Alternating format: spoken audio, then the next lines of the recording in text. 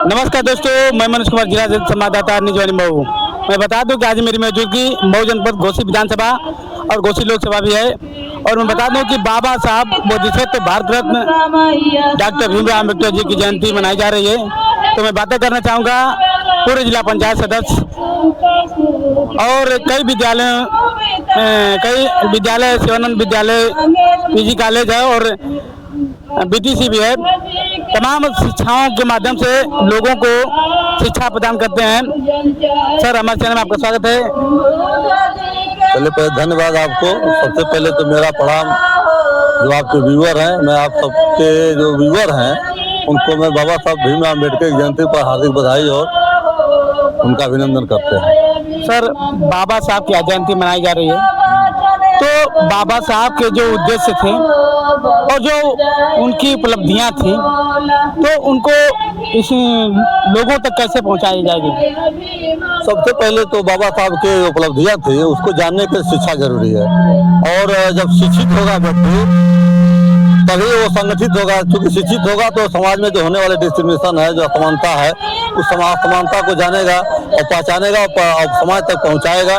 समाज तक पहुंचाएगा, समाज संगठित होगा तो उस बुराई और समस्या का जो है समाधान करने का संघर्ष करेगा। और संघर्ष करेगा तो स्वाभाविक बात है कि आज लोकतंत्र में जो उसकी समस्या उसका निस्तारण होगा।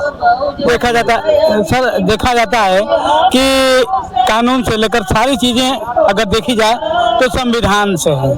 तो संविधान क्या लोगों तक पढ़ाई के माध्यम से संविधान पढ़ाया जाना चाहिए?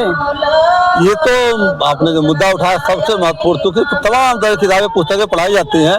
क्योंकि जिस व्यवस्था से, जिस पुस्तक से देश चलता है, देश की व्यवस्था चलती है, उस पुस्तक को अनिवार्य किया जाना चाहिए कि प्राथमिक से लेकर के और स्नातकोत्तर तक उसको छोटा से लेकर बड़ा बृहद रूप में उसका समीक्षा होनी चाहिए, उसकी जानकारी होनी चाहिए। बहुत ही महत्वपूर्ण मुद्दा है ये।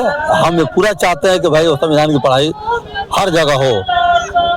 सर, देखा जा रहा है कि शिक्षा की महंगाई बढ़ती जा रही है। आप विद्यालय के प्रबंधक हैं और प्रिंसिपल भी रहे हैं, तो क्या गरीब तबके के लोग जो हैं प्राइवेट विद्यालय में पढ़ाने के लिए बच्चे को ले जाते हैं, लेकिन देखा जा रहा है कि प्राइवेट विद्यालयों में लगातार शिक्षा की महंगाई बढ़ती जा रही है और महंगाई के अलावा हर साल पुस्तकें बदली जा रही है। तो क्या कहना चाहेंगे? हम तो ये चाहेंगे कि अभी नेपाल में जो एक सत्ता परिवर्तन हुआ है और सत्ता परिवर्तन के बाद वहाँ के प्रधानमंत्री ने प्राइवेट विद्यालयों को बंद करा दिया, लेकिन सारी सुविधाएं सरकारी विद्यालय को मुहैया करा रहा है। हम तो ये भी चाहेंगे कि पूरी जो प्राइवेट विद्यालय से बेहतर सुविधाएं प्राथमिक विद्यालय में सरकार दे। केवल सरकार बंद ना करे, उसको सुविधाओं भी बढ़ाए, उसके सामने उसको प्रतिस्पर्धा में खड़ा करे। प्राइवेट विद्यालय चूंकि प्रतिस्पर्धा का दौर है तो अपने संसाधन को मजबूत करता है, लेटरिन बाथरूम से लेकर के लैब से लेकर सारी व्यवस्था करता है। ये व्यवस्था सारी जिम्मेदारी सरकार की है और सरकार को चाहिए कि पूरी की पूरी बेहतर व्यवस्था सरकारी कॉलेजों में करे। पता है किसी कॉलेज में 2 अध्यापक, एक अध्यापक शिक्षा मित्रों के भरोसे, किसी आंगनबाड़ी के भरोसे विद्यालय चल रहे हैं, तो शिक्षा के साथ खिलवाड़ है। और जो पढ़ाना चाहता है, ठीक है, जो संपन्न लोग पढ़ाना चाहते हैं, बच्चों को आगे ले आना चाहते हैं, तो वो लोग ये प्राइवेट विद्यालय में भेजते हैं। लेकिन मैं बिल्कुल चाहता हूँ कि नहीं, पूरी व्यवस्था बेहतर गवर्नमेंट व्यवस्था में की जाए। साथ ही साथ पूरे प्राइवेट के विद्यालय उनको सरकारी कर दिया जाए, अधीन कर लिया जाए। हम आपसे जानना चाहेंगे कि कुछ गरीब बच्चे जो पैसे के अभाव में शिक्षा ग्रहण नहीं कर पाते हैं, तो आप क्या कहना चाहेंगे?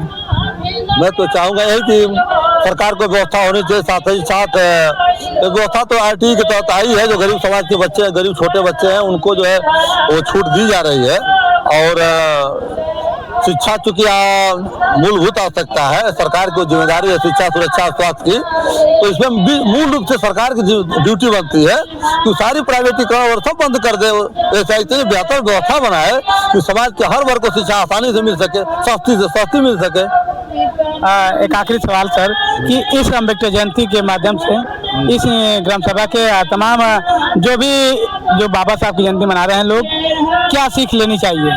सीख ये लेनी चाहिए कि जिस महामानव की आपने जयंती मनाया, उन्होंने संघर्ष किया और उन्होंने कहा था कि संघर्ष ही मेरी शिक्षा है, यानी कि उनके बचपन से लेकर के और आज यहाँ तक जो आसमान की ऊंचाइयों को छूने में जो भी मतलब कि उन्होंने समस्याएं झेली और जो भी मतलब मेहनत किया, उससे सीख लेकर के आगे बढ़ना चाहिए। सबको आगे बढ़ना चाहिए, मेहनत करना चाहिए, पढ़ना चाहिए। चैनल को समय देने के धन्यवाद। Thank you. तो आप जान चुके होंगे शिवानंद महाविद्यालय के प्रबंधक महोदय जी और पूरे जिला पंचायत सदस्य भी रहे हैं। सर जी ने कहा कि इससे सभी लोगों को सीख लेनी चाहिए और सर की बातों से कितना सहमत है। अन्य खबरों के लिए माउ 24 न्यूज और फेसबुक मनोज के पता सारी खबर पा सकते हैं। तब तक धन्यवाद। फिर दूसरा